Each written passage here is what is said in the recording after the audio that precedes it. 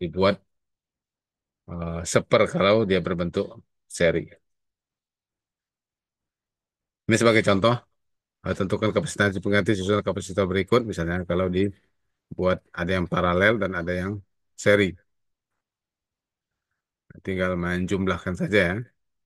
C1, C2 tersusun seri, satu per C1 sampai C2, tinggal dijumlahkan dan seterusnya. Ini gampang yang apa, dikerjakan. Kemudian cara mengkonversi bentuk kapasitor dari yang ini berbentuk seri paralel, kemudian sederhanakan lagi sampai dia berbentuk satu kapasitor saja. Dengan aturan kalau dia terpasang seri dia dijumlahkan, kalau terpasang paralel dia di seper seper kapasitansinya. Kemudian ada energi dalam kapasitor. Selama proses pengisian kapasitor dapat dipandang bahwa muatan dipindahkan dari salah satu konduktor ke konduktor lainnya. Jadi ketika mengisi kapasitor itu dengan menghubungkan baterai ke kapasitor tersebut artinya sama dengan memindahkan muatan dari baterai tersebut ke dalam keping kapasitor. Jika muatan sebesar Q dipindahkan dari suatu tempat ke tempat lain yang mempunyai beda potensial V, maka energi potensial muatan tersebut bertambah sebesar Q kali V. Jadi kan ada muatan yang dipindahkan dari baterai tadi ada banyak muatan, berarti banyak Q, sementara potensialnya itu sama, yaitu sama dengan potensial baterai, maka kita tinggal mengalihkan Q kali kali V. Ini berarti untuk mengisi kapasitor diperlukan sejumlah usaha. Jadi ada energi. Energi ini kemudian disimpan dalam bentuk energi potensial muatan yang berpindah. Jadi ketika mengisi kapasitor itu ada usaha. Kenapa ada usaha? Ada perpindahan muatan. Muatan itu kan bergerak dari baterai ke kapasitor ke kapasitor itu. Setiap pergerakan itu ada energi potensial yang dipindahkan.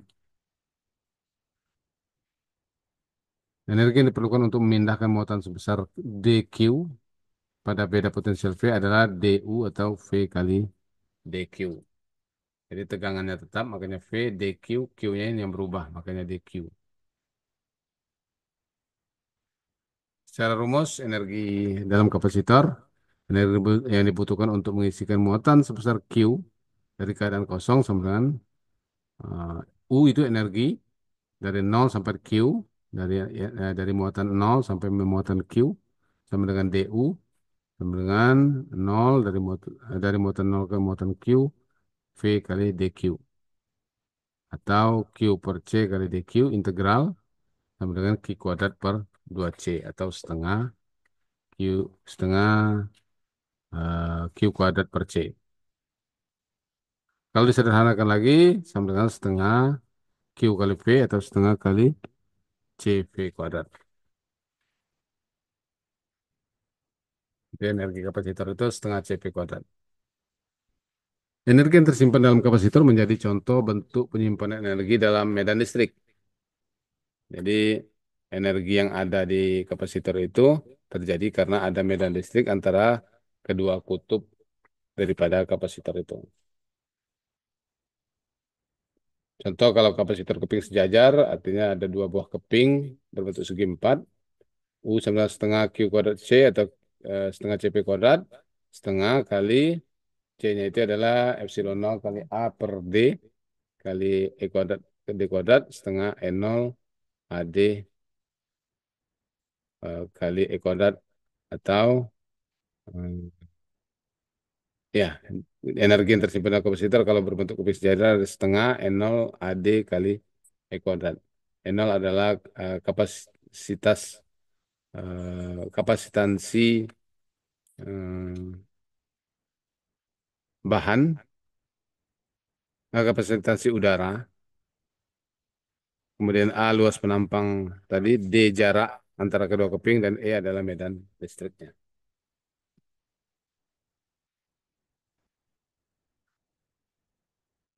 Contoh, berapakah energi yang tersimpan dalam kapasitor 3 mikrofarad?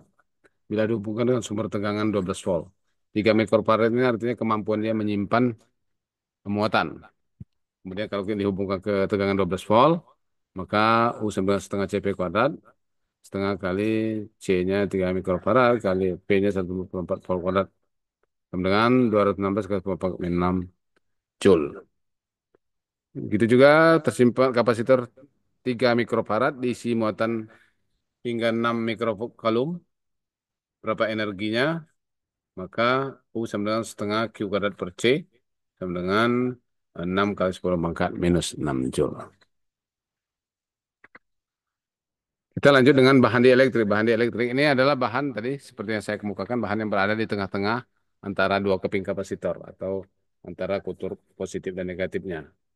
Nah, biasanya terbuat dari udara, ada juga yang terbuat dari bahan dielektrik lain, seperti kertas, kaca, mika, dan lain-lain sebagainya.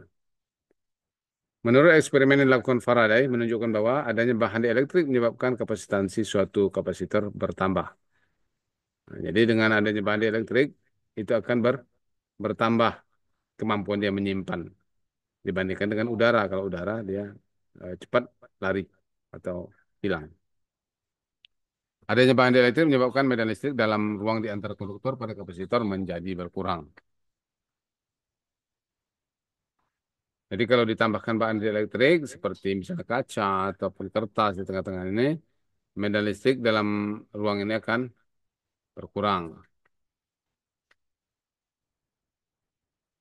Jadi setiap bahan dielektrik, eh, bagaimana dia bisa menyimpan atau membentuk kutub atau polar di elektrik, tergantung dari bahannya itu sendiri. Jadi semakin bahannya itu mendekati konduktif, dia akan semakin mudah terkutub. Terkutub inilah yang menyimpan medan listrik di dalam ruang tadi. Ini ada bahan dielektrik, ada juga konstanta dielektriknya. Konstanta ini kemampuan dia untuk eh, mengkutupkan diri dalam eh, apa di tengah-tengah keping kapasitor itu. Jadi seperti ini bahan dielektrik dia akan tersusun positif sebelah kiri terus semua kemudian negatif sebelah kanan. Jadi ketika dia melakukan pengisian maka positif ini akan mengirimkan elektron-elektronnya sehingga dia menjadi negatif. Sementara dia sendiri akan menjadi positif.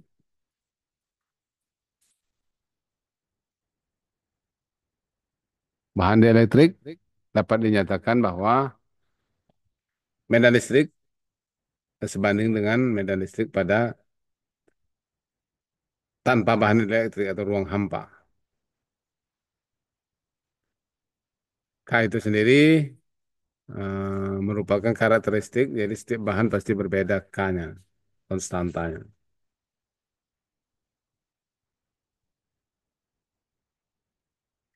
Jadi dengan adanya bahan dielektrik di antara dua kutub tadi, maka akan menyebabkan beda potensial juga berkurang. Kenapa? Karena semakin konduktif.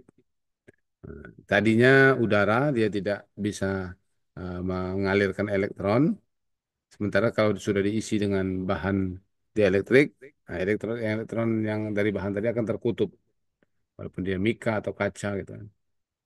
Maka nanti kalau semakin terkutub kan semakin bisa apa tuh konduktif dia, maka akan mengurangi tegangan antara kedua keping tersebut. Nah, kalau seandainya memang konduktif sekali, pasti tegangannya akan semakin berkurang dan bahkan nol, namanya short circuit gitu, kapasitor yang short circuit.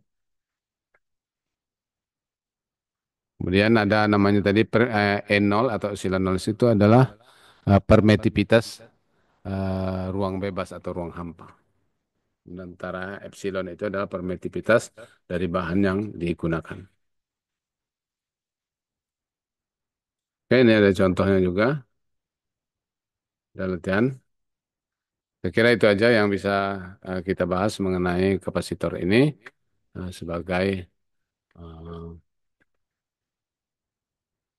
rangkaian salah satu komponen pasif daripada eh, rangkaian elektrik atau rangkaian listrik. Ada nanti kapasitor, ada induktor, kemudian juga ada resistor atau tahanan. Oke, Adik, terima kasih atas perhatiannya. Semoga bisa dipahami. Mohon maaf atas segala kekurangan saya. Di sini saya cukupkan pertemuan kita. Sampai jumpa di ujian akhir semester. Saya akhiri dengan ucapan Assalamualaikum warahmatullahi wabarakatuh. Waalaikumsalam Waalaikumsalam warahmatullahi warahmatullahi wabarakatuh. Waalaikumsalam warahmatullahi wabarakatuh. wabarakatuh. Sama-sama.